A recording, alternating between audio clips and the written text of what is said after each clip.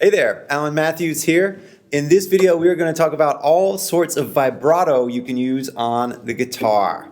Some are more suitable to classical guitar, some are more suitable to others. We're just going to do a demonstration of the different types of vibrato you can use. To start off with, we're going to do the basic, I think of it as a radius ulna vibrato. And this is where you actually roll on the string. Your fingertip rolls back and forth like this on top of the string.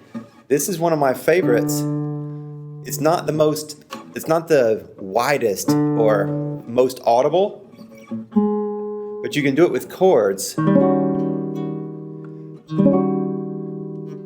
And it allows you to release all these big muscles up here, and so you can do it just with this motion right here, meaning that all these other muscles can release. So your hands can stay really soft and relaxed, or your hands can't, but your body can, and that's pretty nice. The next sort of vibrato is the push-pull, and this is really common. In this one, you grab onto, you kind of solidify your finger and then push it back and forth, like this right here. So this one, you're not rolling like the other one, you're actually putting it on and then moving it back and keeping it rigid, and then moving with your arm or wrist, you're moving it back and forth like this.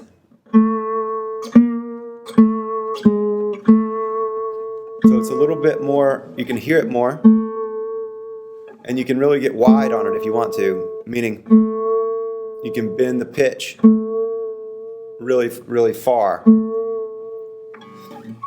So that's two of them. The next one is I call it the rocker vibrato. On electric guitars, steel string guitars, you'll see this a lot. And that's back and forth laterally across the strings. And it doesn't really work so well on classical guitar because of the music that we play, but it does work really well for low notes. When the other ones you can't really hear very well, the low notes, low bass notes, this is the one to use on classical guitar.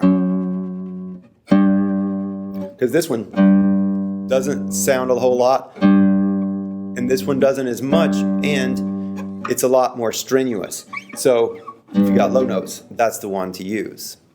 There are a couple of other ones that are used less frequently. The first is behind the nut back here. In this one, you actually push down on the note behind, this is for open strings. You push down behind the nut and release it. And it works much better for the ones that, the strings, the D and the G, that are further away from the nut. The tuning keys are further away because the ones, the E is, it's hard to get anything out of them, but you technically can. So that's one as well. In the neck bending method of playing a vibrato, we have two different methods, and one will bend the pitch up and one will bends the pitch down. And so to begin with, we can push here while pushing the neck this way, and that will bend the pitch down.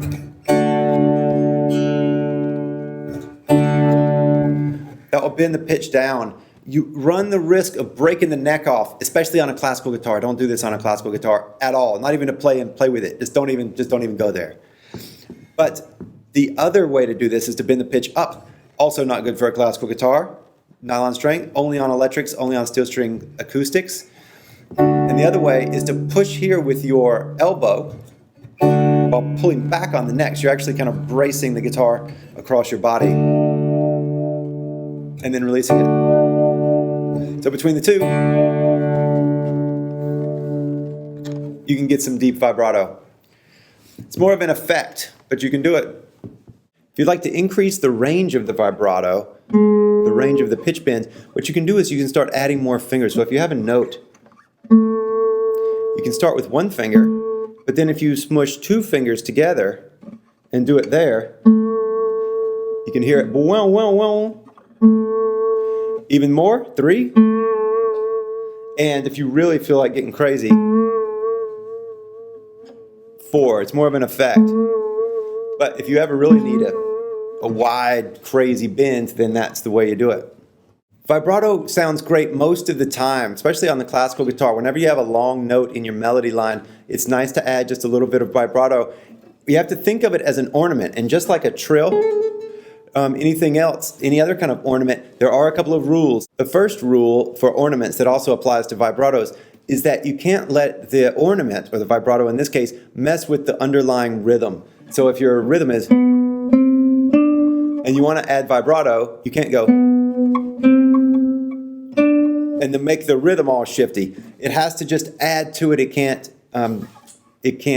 mess with the rhythm of your piece at all. It has to just be a pure, just touch on top. The next one that applies is that you want it to elaborate on the psychological character of whatever you're playing. If you're playing something really agitated,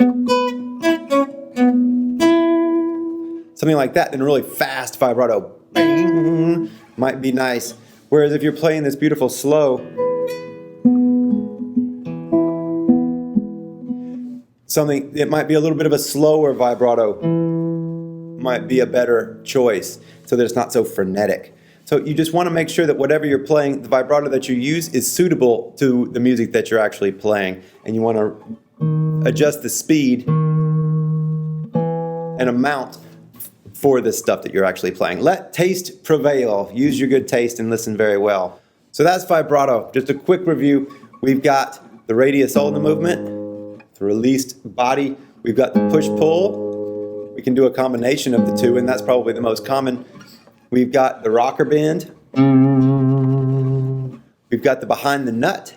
And we've got the neck bends, where you push here and you're like this. We're not going to do it on the classical guitar because it's risky.